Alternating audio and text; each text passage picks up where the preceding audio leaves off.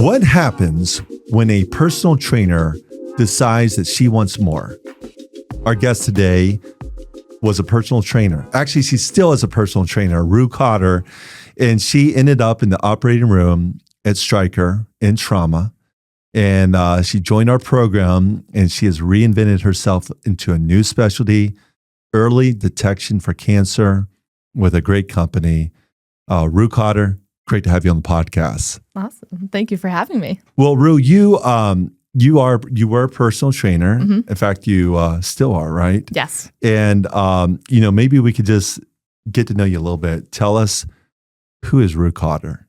Yeah, I'm from Columbus, Ohio, and I went to Miami University, and as many people from Miami University do, they go to Chicago, and so I actually majored in finance and ended up pursuing my passion in health and wellness. So I became a personal trainer full-time and ended up moving back to Columbus. I missed it, and also found a gym that I really loved, did that full-time, and also ended up managing that gym as well.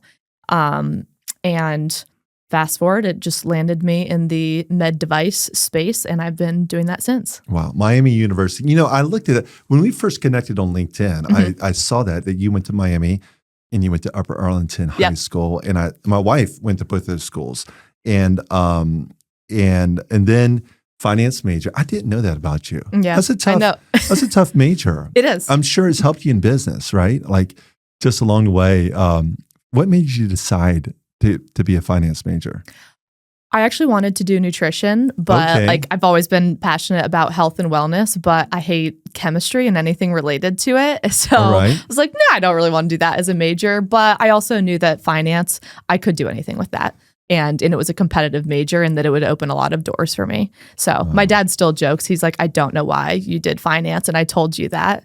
And I said, I know what opportunities it opens. So wow. So, okay, now what's the name of the gym that you managed that you found in Columbus and you were working there as a trainer for a while? What was that called? So it started out as Grandview Pro Fitness, and it's now known as the Armory. So they have 3 different locations. And one of the reasons I loved it and why I'm probably jumping the gun on our conversation, but why I felt like transitioning into the med device space was so easy is that the owner of the gym is actually an internal med doc. Okay. And so his practice was attached to it. Really? So a lot of my patients I got referred to from him because we would do wellness exams and look at the biometric results. And he would say, here's your body fat composition, sugar levels, XYZ. I would like you to go next door and see Roo and set up some personal training sessions with her. Wow. Did everyone follow through with that? No, but a lot of people did. And we were able to get a lot of individuals off of diabetes medication, help them lose weight and become healthier. I love that. So, I didn't know that. Now, what's his name? Sean Bailey. Really? Mm-hmm. And he's still the owner of it? He is. Yep. Wow. Need to have him on the podcast too. You should. He's incredibly intelligent, an absolute meathead. Love him. See him very frequently. And I hope more people find out about what he's doing and they make that the norm of medicine. Wow. And don't you still coach a class or 2 part-time? I do, yes. So I was at Grandview Pro for a while. I've kind of bounced around at a lot of gyms. I love finding different communities and more than one. So I'm currently coaching a boot camp focused class at Butcher Shop Fitness, which was mainly a Legree studio starting out, but they've kind of sprinkled in some of these additional class focuses. Okay, wow. Yeah. Okay, now tell us, let's go back because we connected I think we connected on LinkedIn, right? Do you remember how LinkedIn. We connected? Did you? I liked one of your posts. Okay. And then we connected via LinkedIn and then and I know I had seen a lot of your content and things like that. And then it was funny because I think it was the first course that you showed a picture of your family. Yeah. And I thought, I've seen his wife before. I'm pretty sure she did go to Upper Arlington. I think we were a couple years apart. So it was just funny how a lot of dots connected. Because we don't have a lot of people, it's all virtual. I don't have a lot of people in Ohio. I know. Everyone that I've had in Ohio has landed a job. Mm-hmm. I think from the time that you joined our program, you joined in late August, I believe. Was it mid-August? Mid to late August. Mid to late August, and you landed a job offer by I was offered early October. Early October. Because I start, yeah. Okay, so less than 2 months, and with a great company. And I remember that conversation that we first had. I think I was actually at a co-hatch, and I called you, and you heard your story because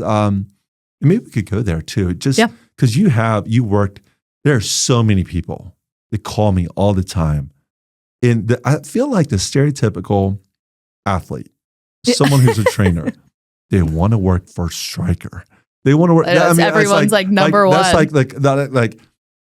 like that's the company that they probably. There's another company. They mentioned Stryker Johnson Johnson. Those are the top two, but Stryker's probably number one. How did you land that first job at Stryker? Yeah. I think I kind of piss people off when I tell my story because I'm like, I kind of just fell into it.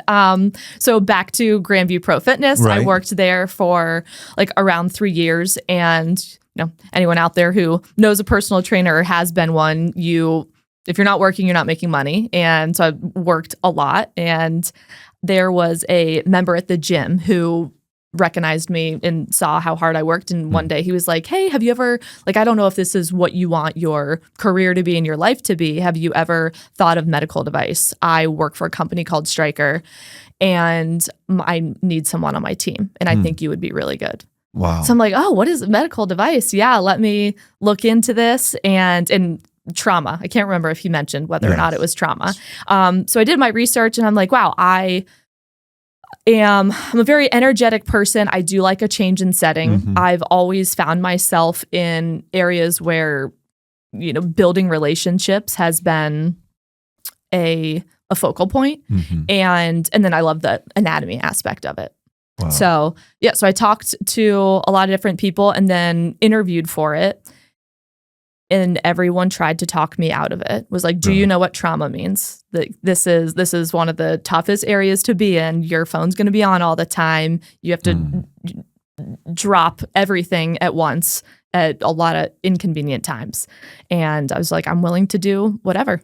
Wow. So sign me up. when he went out, when he saw you in the gym, how hard you were working, and asked you if you were interested. At that point, what did you tell him when he first asked you? Did you say, let me think about it? Did you have a formal interview process?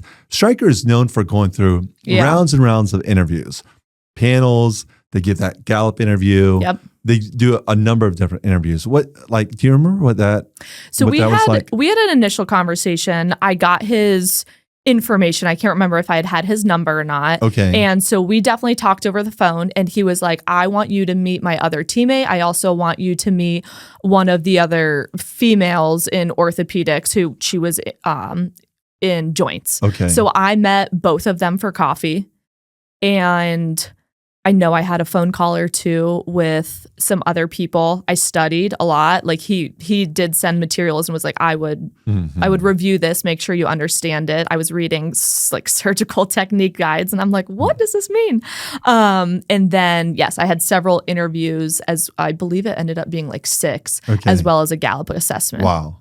That's a long process. It was about 2 months. Really? Yeah. 2 months. That's one of the companies, one of the longest processes. Okay, you land a job. You get the job, you beat out these others. What was that like your first year as a trauma associate at Stryker? I was very quickly like, what did I get into?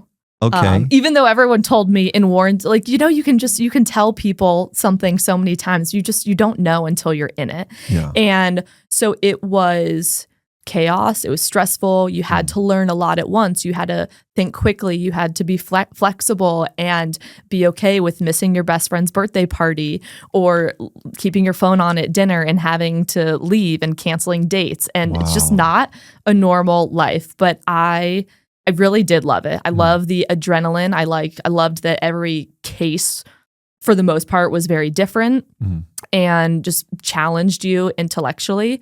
And even though it was really difficult, I have always said one of the absolute best takeaways from that role is, I would still describe myself as a very type A person. However, before that, if we were going out one night and you told me that our 7 p.m. reservation needed to be moved to 7:30, it was like the end of the world to me. Really? So, I mean, that's a silly example, but just overall, I have found that it made me a lot more of a flexible and adaptable person. Wow. Both personally and professionally. What was that like, having to be flexible? Not do you remember, like, were there any cases that were just like wild, like absolutely like? There was one time, so my team lead, who is the one that got me into this industry, and we're still friends, and I actually ended up leaving to work with him in another role, but they had their baby, so it was only me, because at that point we were only a 2-person team. The third person had left, and there were, of course, the 2 ORs went at the same time. Even though they were supposed to be 2 hours apart, would have been fine. So I'm bouncing between 2 ORs. One of them, a resident, is leading the case and needs a lot more hand-holding. But at the same time, the other one is a very high-maintenance surgeon who gets very upset when you're not there or you don't immediately answer the question or have everything that he wants. And it was, and it's just funny that you're like, how is this a job and how is this my life? But then it was always those days at the end that were the adrenaline rush and stressful, or 14-hour days that I came home and I'm like, wow, I really like my job. Wow. 14 hours. Okay. So how long were you there at Stryker? It was about 2 years. So quick. And did you get promoted? I went to a full line rep after a year. Okay. And honestly, I had intended to stay for at least 4. Okay. Going into it, I knew it was a competitive specialty, and people said this will open a lot of doors for you. And like I said, I liked it. It wasn't an easy lifestyle, but it was my mid-20s. But my team lead took another opportunity at Zimmer, and I ended up following him there. Okay. And what was that like? So that was sports. Recruit you? Okay. And so I like ortho in general. I still do. It's very interesting to me.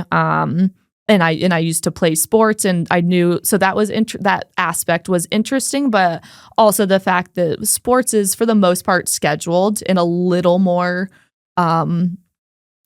balanced than trauma.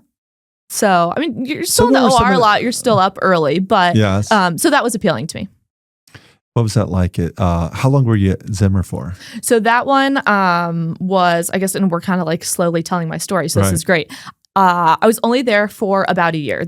So Zimmer, was interesting, was a distributorship. Right. I don't know if you've had anyone on distributorships previously on your podcast. So it's interesting. There's positives and negatives, but the president ended up changing a year in. And so it was time to end that chapter. And then I ended up working at a Columbus startup, and they laid off half the company also a year later. And so then that's where I found myself in neuromodulation at Nalu Medical. Okay. Yeah. And what drew you into that position at Nalu? Yeah. So I really wanted to fill in what I felt like was a gap in my professional knowledge. I didn't feel like I really got to develop my clinical confidence when I was at Stryker. It was just a quick jump in and always on your toes. So being a clinical specialist, I found to be a great opportunity and support a territory manager. Okay. So really still helped develop and grow the territory, but just a little more clinically focused. So what would that look like as a neuromodulation? You're in the operating room. And still in the OR, yeah. Right, you're still in the OR. But tell us a little bit about like that technology and when would that be? Like when would that be used and like what type of surgeries? Yeah, so they have over 35 nerve targets where this generator can be used. With our docs, we focused a lot on lower back. So it was a lot of lower back pain. And the great thing about their technology is that it is the battery's on the outside of your body. So it's battery free. It's this really tiny internal pulse generator in 2 little leads that target a nerve. And they're just sending signals to essentially trick your brain into receiving the signals from the device before your brain receives the pain signals. So it's kind of like, basically it's an internal TENS unit is how I would explain it to patients. Okay. That was also a very unique aspect of the clinical specialist job, and just being in neuromodulation is being direct patient facing. So for our cases, I would speak to the patient before the procedure. Like they had known, obviously they signed on to to get this device, but inform them a little bit more about how it works, what we'll do that day. Do you have any questions? Then I would meet with them after to show them how the device worked, how they can control it, because you can control it from an app on your phone. And so that was either on a trial basis. If the patient elected to get it permanently, then I would do the same thing for if they had the permanent device, but then would kind of be there for their entire journey if they ever had issues or questions. Wow. You've had so many tremendous experiences. And that's why, I'll just say it's an honor to have people like yourself reach out to me, join our program, because even on the Zoom calls, and we have a number of others, with different experiences, because there's people in our program who want to get into trauma. There's other specialties. They're interested in companies like Zimmer or Nalu as well, Neuromodulation. Tell us a little bit about this recent journey. You started thinking about maybe something different. Yeah. Maybe cancer screening. Tell us about you reaching out to, our conversation and this new kind of shift, because this will be a little bit different. Tell us. For sure. Yes. So someone had described the diagnostics area as a nice hybrid between pharmaceutical and med device. Yes. And that simple explanation really appealed to me. I do love the OR. It was something that I knew I eventually wanted to transition out of. Didn't need to be immediate, but so diagnostics had been on my radar.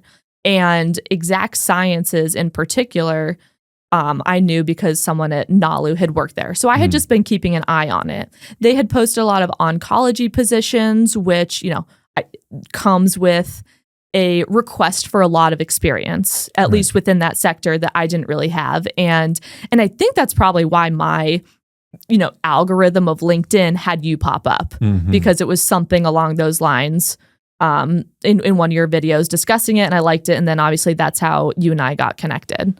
Yes. Well, and there is so much innovation in this area too. I remember I started off smaller device company as part of my story, but I was not in the OR. I got into foundation medicine, oncology testing. And then some of the people have come to our program. They've landed jobs at Exact Sciences, Guardant, Tempus AI, these type of companies. And there's a lot of innovation in, early, detection of disease as well. It used to be the first test, I think a lot of it was with breast cancer. Yeah. Now there's a lot of discussion about prostate and early detection and other types of cancer. What stood out about this opportunity with Exact Sciences? Yeah, well, it's funny because I actually was just telling someone not only that I liked the fact that it was explained as a hybrid between pharma and med device, but also that yes, it is very relevant and there's constant innovation. And I also love the fact that, not love that anyone you talk to, and probably yourself, you could name multiple people who have been affected by cancer, right?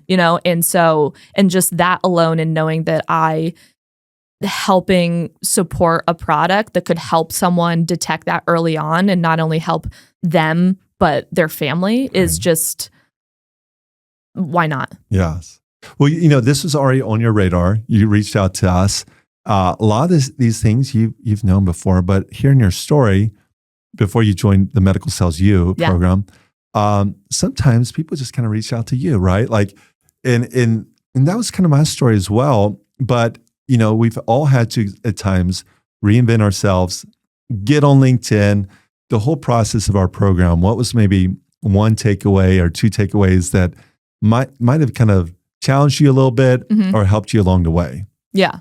Well, it's funny. Yeah. So I was talking to my sister on the phone on the drive here. Okay. And I was like, I'm going to, record the podcast from Medical Sales U. And she was like, oh yeah. She goes, so like hindsight, what do you think? Was that worth it? I know you were really debating. And I said, yeah, I do. I took like both of my sister and my mom have both been in human resources for years. So have felt like I've been prepped really well for interviews and have, for the most part, had a strong resume, and it's just a lot of like, why isn't this working out for me? And what I told her is I was like, I think the biggest takeaway from this entire program is that there are people that first of all, it was a newfound wave of motivation that I certainly needed. kind of challenged me to change my system a little bit. But also, you motivated me to reach out to people in my network who I don't think I would have reached out to if I weren't on those weekly calls or just been encouraged to reach out to more people. Work your network. Yeah. Like I had once, but I would not have called. By the way, both of the final interviews that I had been in were with companies where I had internal contacts that I reached out again. Yes. So just, That's it works. So those are two things that you mentioned. And it's part of the reason why I do this is like, I think one is we forget the power of acquaintances, of people that maybe we met and maybe we've tried to meet them one time. And I think one of the things that we've helped other people with, as the more I think about it, is just so often, especially when we have people come into us with, we have in this new group, we have 2 lawyers, we have nurses, we've had a medical doctor, we've had a pharmacist, and they're very educated, great schools. And I think some of them are so prepared to impress the hiring manager, right, in that interview. But in our whole process, we teach about how to reach out to the people who will be part of your team and have a conversation. And you want them to go to bat for you and not get ghosted on LinkedIn. So that's one thing you mentioned. I think the other thing, and I think you would appreciate this too, is it's kind of like a trainer, right? Like I can read a book about fitness, but if I wake up early and Roo is mic'd up and she's telling me how to do this, and then if I'm off, if I'm doing the exercise the wrong way, it's so better to have a coach say, hey, well, can you just make this small little tweak here? Yeah. And it sounds and you're like, whoa, now I feel it in my hamstrings. Right. Yeah. And it seems so small, but I think what I'm hoping to help others and help yourself too is speed the process up. Yeah. Like without me, I have no doubt that you could have, gotten this opportunity. Probably would have taken longer. But it might have taken, and that's what we're hoping. But anyway, we had a lot to learn from you as well, because just you talking about the OR and others, because this path for you into like cancer screening, this is for your journey. This is your story. We have another person out there who's 25. They want to be in the OR. They want, and so for them, that part of their story in our program, being that trauma rep, is right for them in this season. So now tell us a little bit, when you're not working, what do you do? I try to spend as much time as possible outside. Yes. And playing with my dogs, exploring somewhere new with my fiance, or planning our next trip. Yes. And that pretty much sums it up. Well, that is great. And congratulations on your engagement. Thank you. Your dogs. How many, tell us about your two dogs, 1 cat. They are my life, and my world revolves around them. Yeah. Try to bring them on as many trips as I can. And I have been told that we can't get any more, but what? But I would like to.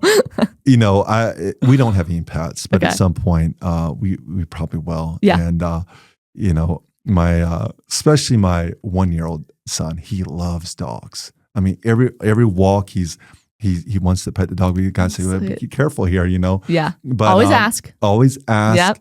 And be careful. But that's good. Okay, what about the outdoors? It's starting to get colder here. We're going to probably release this. We're recording in the fall, by the way, listeners. But we're releasing cold. this when it's even colder, probably in February or when we release this podcast. Where do you go outside here in Ohio? Around my neighborhood, but we have a ton of great metro parks. Yes. And so we'll try to bounce around those. But I actually have 2 of my friends who are kind of in on the outdoor time with me too. And I was inspired by this 2 years ago. Okay. I saw something on social media that was called 1,000 Hours Outside. Really? And I'm like, oh, what's this? And realized it was an app. I don't know who started it. So I have an app on my phone called 1,000 Hours Outside. It's basically just a calendar, and it opens up each day, and I just hit play when I'm outside. Really? And so it has become, it just, my goal every single year and every single day. Every year, 1,000 hours is what you need to do. I did not hit it last year. I think right now I might be close to 900. So it'll be tight. But yeah, it's been great. It's so good for your mental health and wellness. And it's challenged myself and my partner to be like, oh, well, it's a July evening, or maybe it's a cool fall evening. We don't need to watch another episode of the show. We should go for a walk. Yes. Or maybe we should just make a fire and sit outside. Wow. So yeah. I like that. Highly recommend to anyone. It's super addicting and aggravating because it is very difficult. Yes. It averages, I think, 2.3 hours a day. It doesn't seem like that much, but it. Okay, so I moved here from Texas. Okay, I was in a long distance relationship with my wife during COVID. We met maybe 10 years ago in Dallas, and I'm like, I don't know about ever. She's a single mom in Columbus. I'm like, I love Dallas, so I moved here. But when we were dating, like I would fly out and meet her family in Florida during the winter. All right, and then the fall here was great. Yep. But I'll be honest. You're like, I need to get out of here. January, February, and March are a challenge. Yeah, it's brutal. Do you still get outside in January, February? Yeah. What do you do? We were talking about this the other day. Okay. My fiance, he's like, because this past winter, there were a couple of days where it was definitely too cold for the dogs. Okay. And so I just like wrapped my face in my head. It was negative something, but it was bright blue sky and sunny. And I was like, I'm going for a walk. Wow. I saw like one other human. People were probably like, someone call the cops. This woman's crazy. But hey. Yeah, just a little fresh air. A little fresh air does a lot. Just got to do it. You know what I did about a year ago? I had another, I have 3 kids, 3 and under, and I signed up for this 75 hard. Have you heard of it? Oh, yep. Yeah. So part of it requires a 45-minute workout outside. Yep. And that was a challenge because I remember there's some runs I did in the snow. And this was still like in March. Yeah. Like it's snowing. It's still straight up winter in Ohio. Yeah. So it's still really cold. I started in March, and I can be honest, I didn't finish it. I went to like day 60, and I hurt my knee. I was on a run and hurt it, so I didn't finish the program. But I just thought about that. It was good for me in that season just to force myself to get outside. Okay, and you mentioned travel. Yeah. Where's one interesting place you've been recently in the last year or two? Year or two. Okay, we're really expanding. All of my friends thought it was really funny so we're trying to do all the national parks. Okay. And everyone thought it was really funny when we went to South Dakota. They're like, how did you guys land on that? And we were actually talking about this recently. We were trying to find a place that would make sense for like a 5-day trip maximum, but we wanted to knock out 2 national parks. And then we just realized that 2 of those were drivable, Wind Cave and oh my gosh, I don't even remember what the other one was. I'm having a brain fart. But yeah, it was a great trip. South Dakota's beautiful. Wow. I've never been. Highly recommend. Rapid City. Wow. I need to go.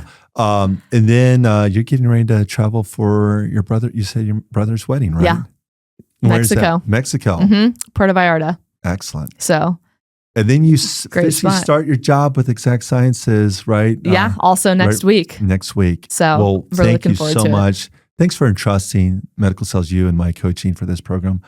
Again, we love the community. It's always hard because great people like yourself jump in. Yeah. And sometimes you're gone in like 6 or 7 weeks. Like you land a job in 6 or 7 weeks.